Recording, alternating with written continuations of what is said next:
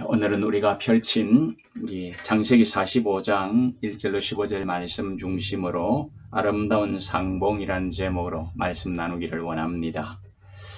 총리 요셉의 마지막 시험은 참으로 감당하기 어려운 시험이었습니다. 그러나 감당할 수 있는 비결이 없는 것은 아니었지요. 그래서 이 대표자 자격을 가지고 있던 유다가 이제 그 비결을 사용을 했습니다. 희생정신을 발휘한 것입니다.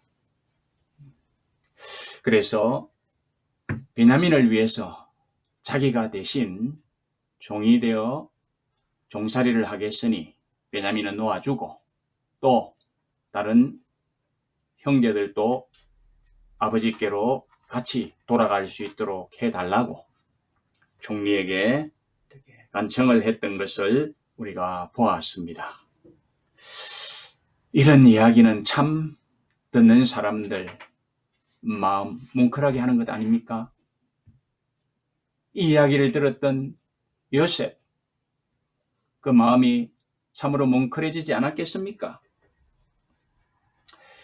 그러므로 가슴 뭉클해진 이 요셉은 오늘 본문 1절 말씀에서 보는 것처럼 유다의 말을 듣고는 어떻게 합니까? 더 이상 억제해오던 감정을 감출 수 없어서 폭발하는 거죠. 그래서 시종하는 자들을 다 물러가라고 그렇게 하고는 형제들만 남은 그 중에서 이제 자기가 요셉이라고 알리는 것을 우리가 볼 수가 있습니다. 자, 그런데 요셉이 이렇게 감동을 받고 가슴 뭉클해져서 형들에게 자기가 요셉인 것을 알리는데 맨정신으로 알렸겠습니까? 그러지 못했을 것입니다. 그래서 우리가 2절 말씀을 다시 보면은 어떻습니까? 요셉은 큰 소리로 울었다고 합니다. 대성통곡하여 울었지요. 그래서 우리가 지금 사용하는 성경이 아닌 개역 한글 성경, 거기에서는 방성대곡하였다 이렇게 표현하고 있습니다. 큰 소리를 내어서 엉엉 울었다는 것이죠. 요셉이 이렇게 울 때에 아마도 그의 마음에는 망감이 교차했을 것입니다. 형들이 자기를 팔아먹던 그 일을 생각하면서 원한을 가졌던 그런 것도 생각했을 것입니다. 아픔도 생각이 났을 것입니다. 외롭고 고통스러운 것도 생각이 났을 것입니다. 팔려와서 종살이를 하면서 그렇게도 그리워하던 부모님이 생각이 났을 것입니다. 더 많은 것들을 생각했을 것입니다. 그리고 자기를 팔아먹던 그 못된 형들이 이제는 자기 앞에 있는데 너무나도 변한 모습을 보고 또 어떤 면에서 보면 기쁨을 감출 수도 없었을 것입니다. 따라서 이런저런 것을 생각하면서 망감이 교차하는 가운데서 그냥 소리를 내어서 엉엉 울어제끼는 것을 우리가 볼 수가 있습니다. 아마도 그때 요셉은 자기가 정말 그 대국의 총리라는 것은 이제 깡그리 그냥 잊었을 것입니다. 개의치 않았을 것입니다. 그게 총리라는 게 생각하면 그렇게 울어대겠습니까? 아니잖아요. 오로지 자기는 이제 그 형제들 앞에서 아버지 야곱에게서 난 11번째 아들이라는 것만 생각합니다. 자기를 그런 자리에 세우고 그냥 형들 앞에서 엉엉 우는 것입니다. 이게 진심이지요. 내가 애국 총리인데 이 형들에게 내가 내 신분을 참 이렇게 구겨가면서 울어야 되겠는가? 이런 생각하면 울음도 안 나오겠죠. 그리고 그 울음은 진심이 아니죠. 그러나 모든 거 다 내려놓습니다. 자기의 위치, 자기가 총리이든 아니든 이제는 상관할 필요가 없습니다. 단지 형제들 앞에서는 11번째 아우인 것입니다. 그런 진심을 가지고 막 울어댔더라는 것입니다. 그렇게 울었을 때에 그 울음소리가 애굽 사람에게도 들리고 그리고 바로의 궁에도 들렸다. 이렇게 말씀을 합니다. 그런데 이 말을 이제 이해하는 데는 사람들이 좀 생각을 달리하는 경우가 있습니다. 이 무슨 말인가 하니까, 자, 예를 들면 이런 것입니다. 제가 킹 제임스 버전을 보니까 이렇게 번역을 해놨습니다. The Egyptians and the house of Pharaoh heard it 이랬습니다. 예. 뭐 우리말로 번역하면 그렇죠. 애굽 사람들과 바로가 요셉의 울음소리를 들었다. 그렇게 번역할 수 있습니다. 우리가 지금 본 본문 말씀처럼 말입니다. 그런데 이 NIV, New International Version 아닙니까? 이 NIV를 보니까 이렇게 번역을 해놨어요. The Egyptians heard him and Pharaoh's household heard about it 이랬습니다. 따라서 번역이 좀 다르잖아요. 전자는 요셉의 집이 왕궁과 가까웠다라는 것을 전제로 해서 그냥 요셉이 오니까 애굽 사람들도 들었지만 왕궁에서도 들을 수 있었다고 합니다. 그런데 이 NIV에서는 어떻게 이야기를 합니까? 요셉이 우는 소리를 애굽 사람들은 들었는데 바로의 궁에서는 직접 들은 것이 아니라 누군가가 애굽에 요셉이 울고 있습니다라고 바로의 궁에 전해서 거기에 관해서 들었다는 것입니다. 직접 들은 것이 아니고, 그죠? 이렇게 이 이해를 달리하고 있습니다. 그런데 사실 뭐 이것이 중요한 것이 아니잖아요, 이거죠. 예. 뭐 가까이서 들었든지 직접 들었든지 아니면 누가 전해줘서 들었든지 간에 중요한 것은 요셉이 대성통곡을 하였다는 것이고 결국은 이것을 바로의 궁에서도 알게 되었다는 것입니다. 자, 요셉은 그렇게 이제 엉엉 울어제끼면서 3절에서 보면은 뭐라고 말합니까? 요셉이 자신에게 비로소 이제 자기가 요셉인 것을 알립니다. 요셉이 그 형들에게 이르되 나는 요셉이라. 내 아버지께서 아직 살아계시니까. 형들이 그 앞에서 놀라서 대답 못하더라. 무슨 말입니까? 엉엉 울면서 이제 요셉이라고 이야기를 합니다. 그러면 제일 먼저 하는 말이 무엇입니까? 아버지, 지금도 안녕하시냐고.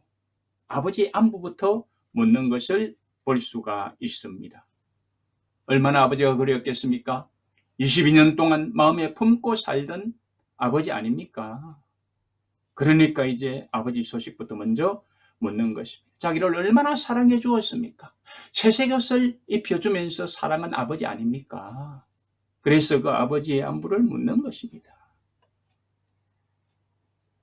자, 그런데 요셉의 형들은 이런 일이 일어날 것이라고는 꿈에도 생각하지 못했잖아요. 상상도 못했습니다. 오히려 조금 전까지만 해도 어땠습니까? 그냥 그 앞에 턱 엎드려서 땅에 얼굴이 닿도록 절을 했습니다. 애굽의 총리니까 그럴 수밖에 없잖아요. 그런 총리가 아니 갑자기 울음을 터뜨리면서 대성통곡을 하면서 자기가 요셉이래요. 그러면서 야곱을 내 아버지라고 불러요. 내 아버지가 잘 계시냐고, 아직 살아 계시냐고 이렇게 묻는 것입니다.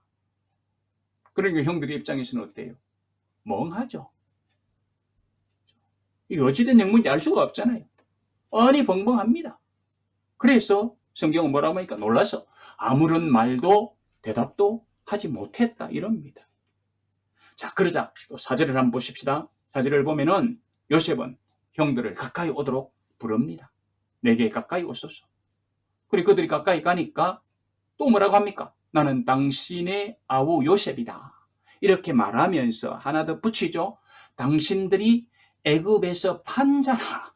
이렇게 언급을 해주고 있습니다. 이 놀라운 일을 하죠. 죄지은 이야기를 합니다. 그죠?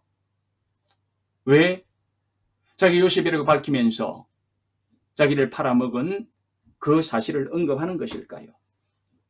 안 그래도 지금 놀래서 자빠질 판인데 더욱 놀래서 몸들 바를 몰라 하도록 하기 위해서 그런 말을 했을까요?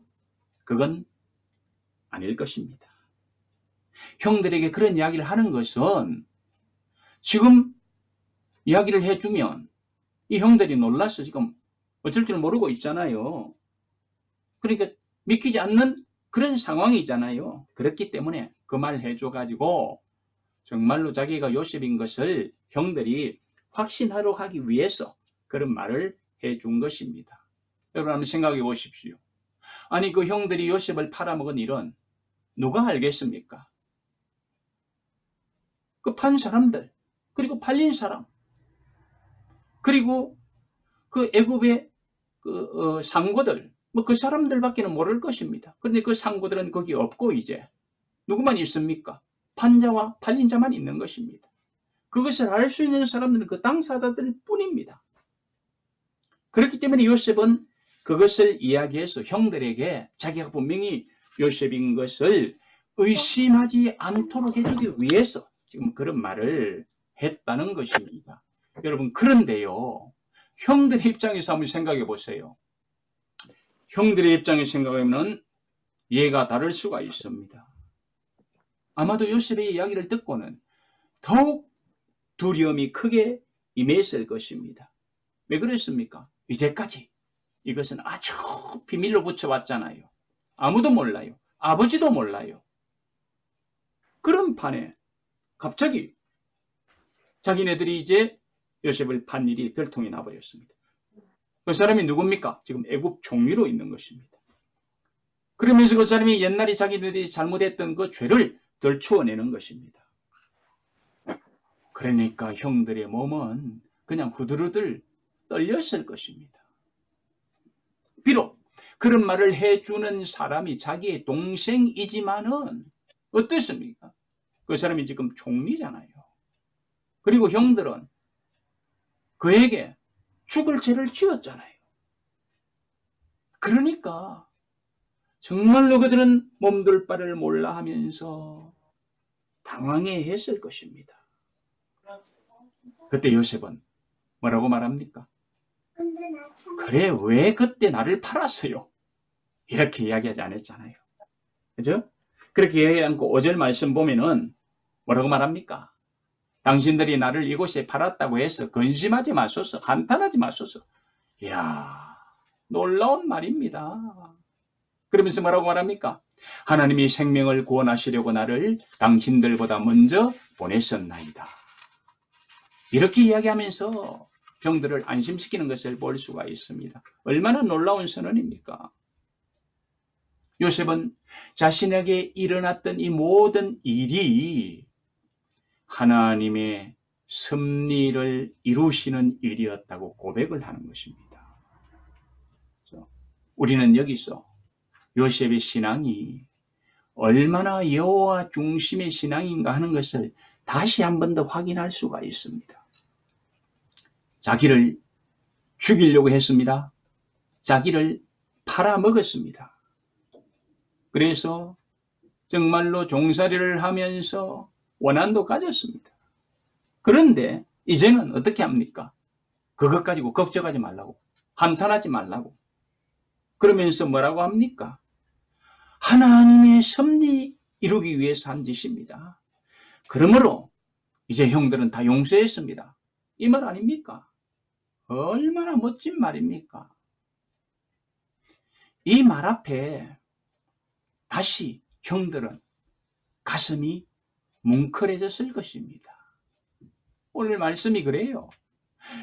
형의 말로 인하여 요셉이 가슴이 뭉클해지고 요셉의 말로 인하여 또 형들의 가슴이 뭉클해지는 이런 이야기가 막 오가고 있는 것을 볼 수가 있습니다. 그러면 여러분들에게 한번 묻습니다. 여러분들은 신앙생활을 하면서 얼마나 사람들의 마음을 뭉클하게 만들어 보셨습니까? 내가 하는 어떤 일로 인하여, 내가 하는 어떤 말로 인하여 사람들의 마음에 막 감동을 주고 사람들의 마음이 막 뭉클해서 정말로 어쩔 줄 모르는 그런 일들을 얼마나 여러분들은 많이 경험해 보셨습니까? 우리는 오늘 이 본문 말씀을 보면서 참 그렇게 사는 것이 대단히 귀중한 일이다. 좋은 일이다. 그래, 나도 내 삶을 통하여 또 내가 하는 말로 인하여 사람들에게 상처 주고 사람들 눈물 빼내고 하는 것이 아니라 가슴 뭉클하게 하고 마음에 감동을 주고 이런 삶을 살아갈 수 있어야겠다. 이런 도전을 받고 이런 결단을 할 필요가 있습니다. 그러기 위해서는 우리도 요셉처럼 하나님의 섭리신앙으로 무장하고 살아가야 됩니다. 그러면서 초지일관하게 살아야 됩니다. 상황에 따라서 내 믿음이 어떤 때는 아주 맑았다가 어떤 때는 아주 흐렸다가 하면은 안 되는 것이죠. 그렇게 출렁거리며 우리의 감정도 출렁거리고 우리의 행동도 우리의 말도 출렁거립니다. 내 마음이 좋고 기쁘면 사람들에게 좋은 말을 해주고 내 마음이 기쁘지 아니하고 내 마음이 고통스러우면 다른 사람들이 막 칼질을 하고 이럴 수 있는 것입니다. 그러나 진정한 신앙인은 그러지 않습니다. 오늘 요셉을 보니까 그렇습니다. 요셉의 신앙은 마치 우리가 성경을 통해서 보죠. 베세메스로 가는 두 암소가 전나는 저를 먹을 수 있는 송아지를 버려두고 하나님의 법궤를 끌고 가잖아요. 끌고 갈 때 얼마나 이 소들은 고통스럽겠습니까? 그래서 새끼를 두고 가는 그 고통 때문에 울부짖기는 합니다.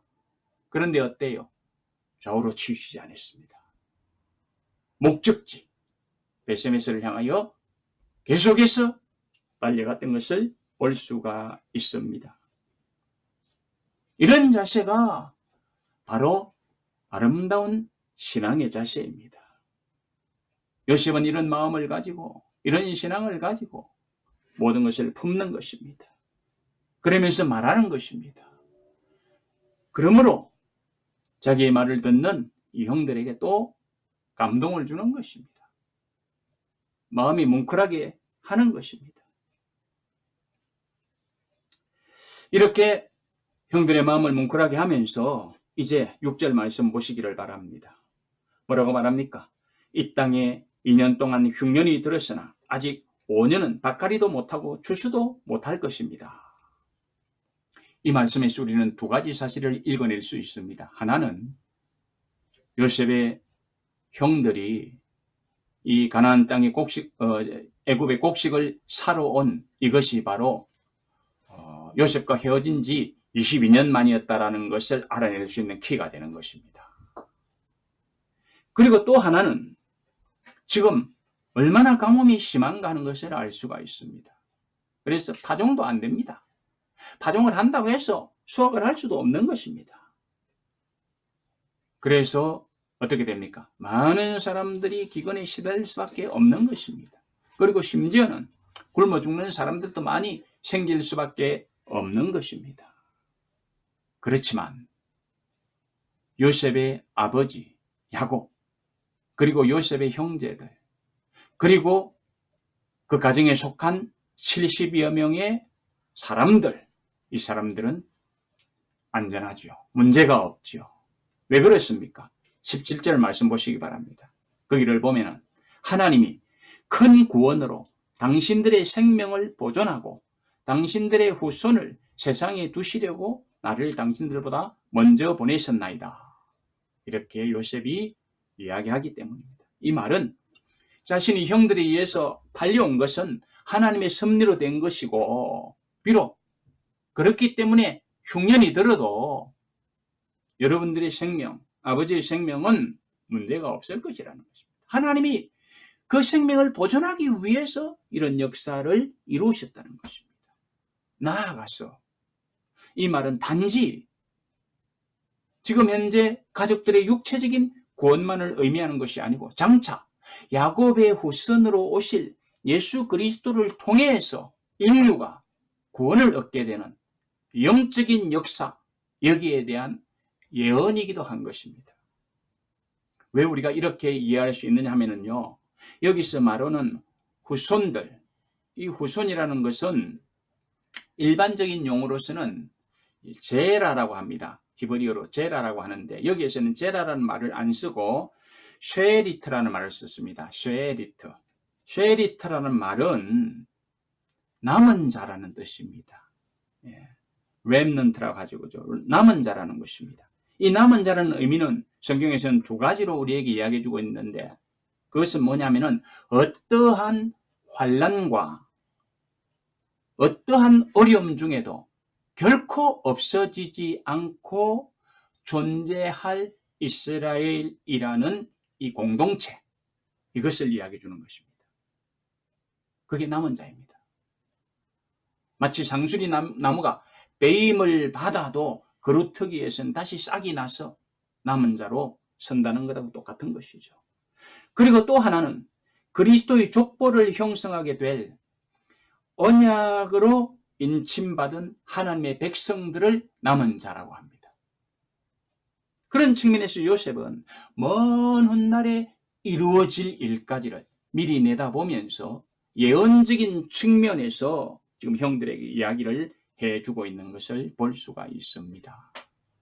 영안이 열리면은요, 미래를 내다보는 그러한 통찰력이 있죠. 물론 지금은 이제 하나님의 계시가 종료되어 있기 때문에 우리가 이런 것에 대해서 깊이 생각할 필요가 없습니다만은, 그러나 전에는 달랐습니다. 그리고 영안이 열리면 조금 후에 생각하겠습니다만은 하나님이 승리하신 것을 읽어낼 수가 있습니다. 지금 요셉은 그렇게 영안이 열려 있는 것을 볼 수가 있습니다. 그런 요셉이 이야기를 계속합니다. 8절 말씀에서 보면은, 그런즉 나를 이리로 보낸 이는 당신들이 아니요 하나님이시라.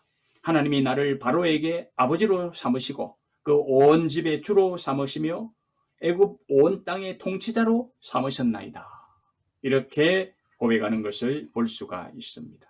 비록 형들은 악한 마음으로 자신을 팔아먹었습니다. 인신매매하는 죄를 범했습니다. 그러나 하나님께서는 그 형들이 잘못한 죄를 하나님이 섭리하는 데 이용하셔서 선한 목적으로 이루시더라는 것입니다. 그래서 결국은 요셉 자신에게는 잠시 비참하고 불행한 사건이었지만은 그것을 하나님께서는 축복으로 바꾸어 놓으시더라는 것입니다. 믿음의 눈으로 보니까 이것이 읽혀집니다. 그렇습니다. 믿음의 눈으로 보면은 모든 역사를 하나님의 섭리로 읽을 수가 있습니다. 우리에게도 이런 은혜가 있기를 원합니다. 그래서 우리가 사는 세상, 이 세상을 보면은 얼마나 부조리가 많습니까? 얼마나 엉망입니까? 얼마나 사실 마음에 안 드는 일이 많습니까? 그러나 이 모든 것의 배후에는 하나님이 계시고 하나님이 섭리하고 계신다는 것입니다. 그래서 그 섭리를 통해서 하나님 뜻을 이루고 복을 주실 자에게는 복을 주시고 심판할 자는 심판하신다는 것입니다. 이것을 누가 봅니까? 하나님의 섭리신앙을 가지고 믿음의 눈을 뜬 자, 영안이 열려있는 자는 그것을 볼 수 있더라는 것입니다. 그러면 하나님의 섭리라는 것을 우리가 어떻게 읽어낼 수가 있습니까? 미리 볼 수 있습니까? 하나님의 섭리가 이렇게 갈 것이다 미리 볼 수 있습니까? 그것은 예언적인 측면에서 보는 것이죠. 그러나 지금은 우리가 그런 걸 볼 수가 없습니다. 하나님의 섭리를 본다라는 것은 모든 것이 지나고 난 이후에 딱 돌아보니까 그때 하나님이 그렇게 하셨는데 이렇게 하시기 위해서 그렇게 하셨구나. 이것을 하나님의 섭리를 읽어내는 것이라고 이야기를 할 수 있습니다. 요셉도 마찬가지입니다. 생각해 보세요.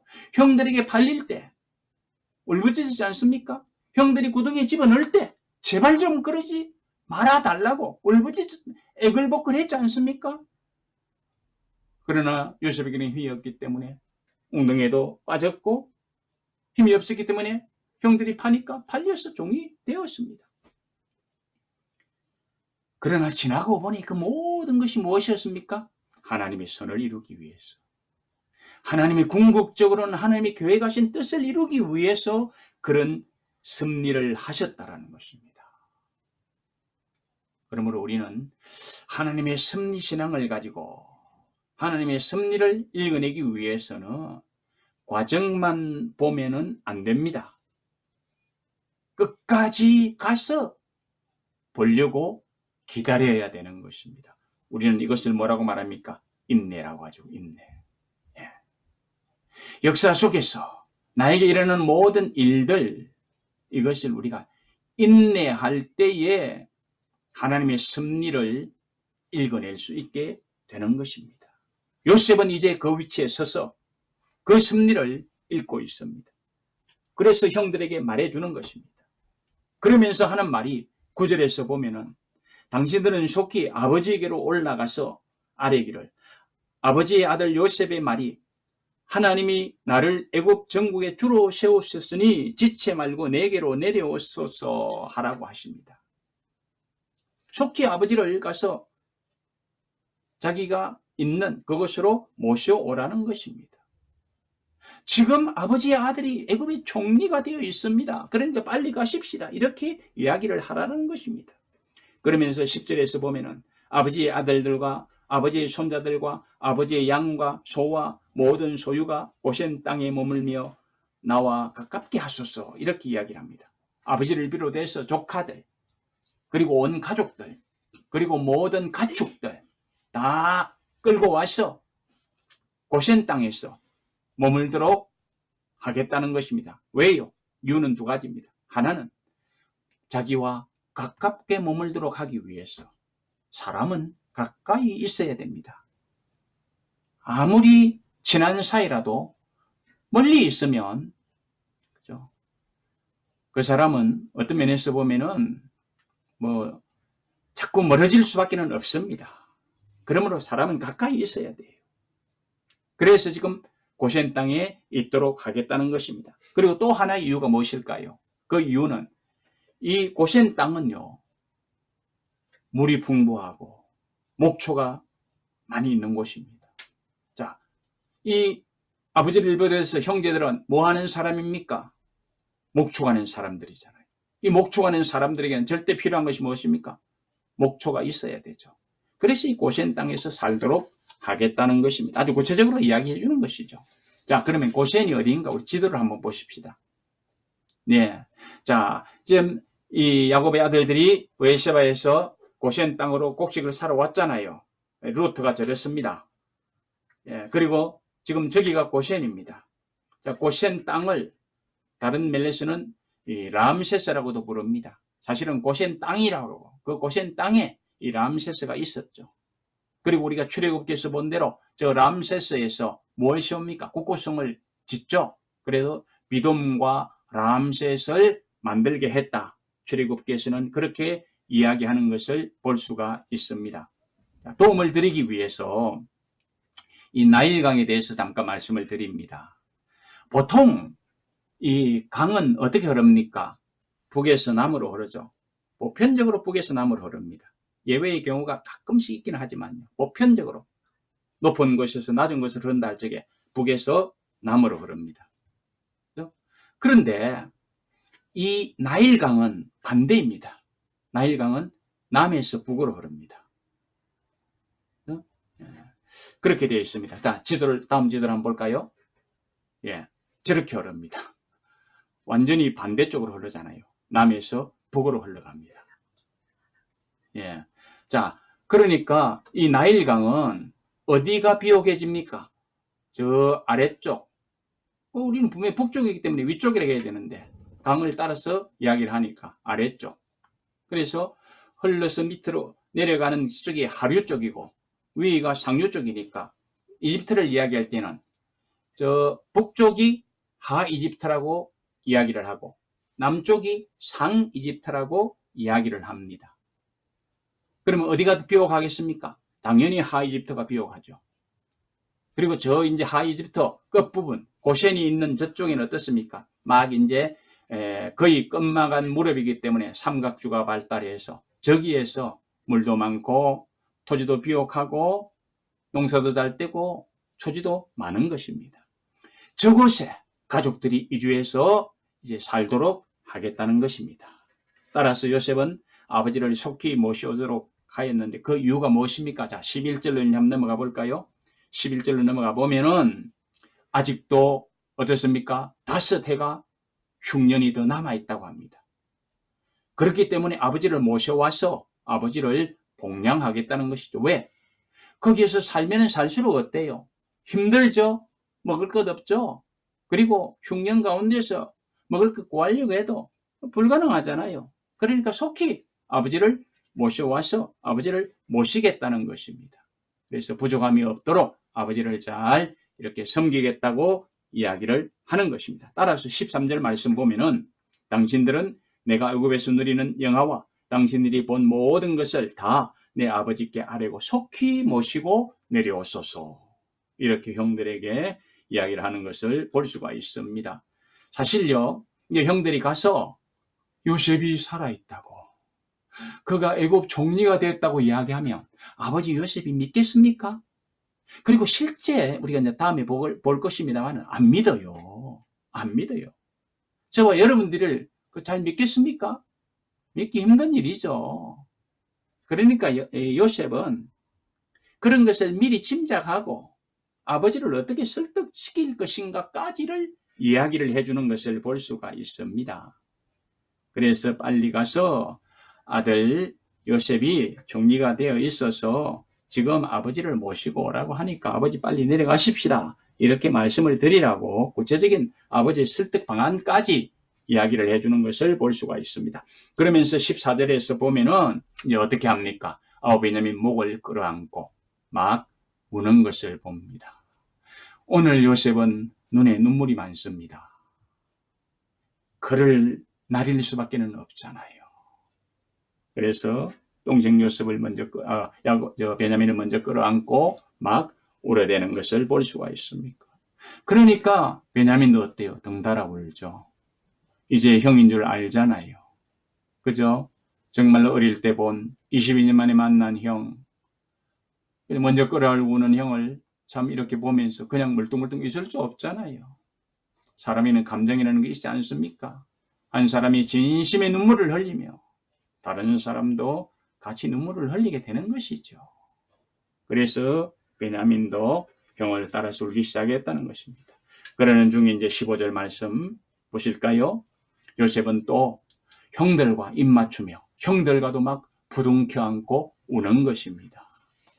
그 장면을 한번 생각해 보세요. 이 형을 끌어안았다가 울면서 저 형을 끌어안았다가 막 그러면서 울어댔겠죠.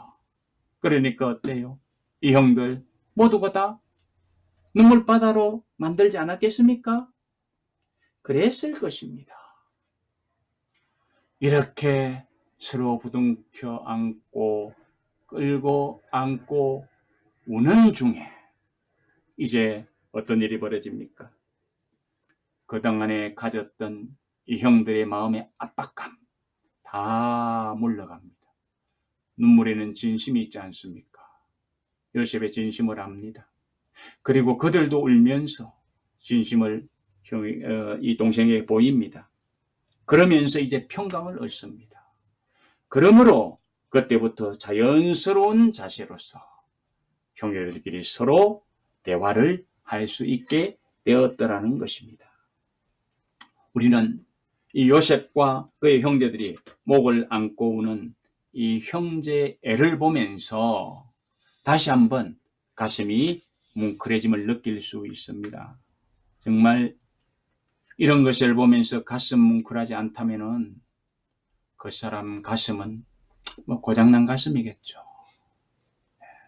정말 가슴 뭉클한 장면입니다. 용서하는 자와 용서받는 자가 서로 껴안고 우는 모습. 참으로 아름다운 모습 아닙니까? 참으로 아름다운 장면입니다. 우리의 삶에서도 이러한 일이 있어야 됩니다. 이렇게 가슴 뭉클하게 만들고 또 내가 그 일로 인하여 감동을 받고 그래서 내 눈에서도 눈물이 나는 그런 일이 있어야 됩니다. 내가 용서하고 용납하고 또 내가 용서를 받고 서로 간에 이런 관계가 유지될 때에 서로는 부둥켜 안고 울 수가 있습니다. 거기에는 새로운 역사를 세우는 이정표가 만들어질 수가 있습니다. 그러므로 다시 한번 더 여쭤봅니다. 여러분들 혹시 맺힌 것이 있습니까? 풀어야 되지 않겠습니까? 요셉의 형제들이 가슴 뭉클하게 만드는 이 장면을 마음에 새기시기 바랍니다. 그러면 도전이 되고 결단이 설 것입니다. 누가 잘못한 것을 따지는 것이 아니라 그냥 하나님의 섭리를 인정하고 그 모든 것 합력하여 서로를 이룰 것이다. 믿음으로 고백하면서 앞으로 전개될 하나님의 역사를 바라보시기 바랍니다. 그러면서 먼저 내가 이 화해의 손길 내밀 수 있어야 될 것입니다. 왜 그런 줄 아십니까? 하나님의 주권 신앙을 믿는 사람들은 무슨 일이 일어났든지 간에 그 사람이 나에게 잘못했든지 간에 내가 보복하는 것이 아니라 용서하기 때문입니다. 내가 하나님의 주권 신앙을 믿고 하나님 섭리 신앙을 믿는다면 그 일에 대해서 내가 한가품하고 내가 결론을 내려고 한다면 이거 하나님 믿는 신앙은 거짓입니다. 하나님 주권 신앙, 하나님의 섭리 신앙을 믿는다면 모든 결과는 하나님이 내실 것을 믿고 나는 용서하는 것입니다. 나는 용납하는 것입니다. 내가 보복하는 것이 아니라 나는 용서하고 화해의 손을 내미는 것입니다. 우리의 삶에 이런 역사가 있어야 됩니다. 그럴 때에 우리 가족에는 화평이 있을 것입니다. 우리 이웃과의 관계에서 화평이 있을 것입니다. 남편과 아내의 관계, 화평이 있을 것입니다. 교회 공동체의 관계, 화평이 있을 것입니다. 이런 아름다운 화평을 누리면서 살아간다면 분명히 우리의 삶에는 새로운 역사의 이정표가 만들어질 것입니다. 따라서 이 한 주간을 살면서 그런 은혜를 누리면서 살아갈 수 있기를 바랍니다. 마음을 넓히시기 바랍니다. 하나님의 주권 신앙을 가지시기 바랍니다. 그러면서 나에게 누구가 무슨 일을 했든지 간에 그것은 내가 보복하는 것이 아니라 하나님이 아시기 때문에 하나님께 맡겨드리고 나는 화해의 손을 내미는 것입니다. 기쁨이 있을 것입니다. 서로 간에 가슴 뭉클한 그런 은혜를 경험할 것입니다. 복되지 않겠습니까? 이런 은혜와 복을 누리실 수 있기를 주님의 이름으로 축복합니다. 기도하십시다.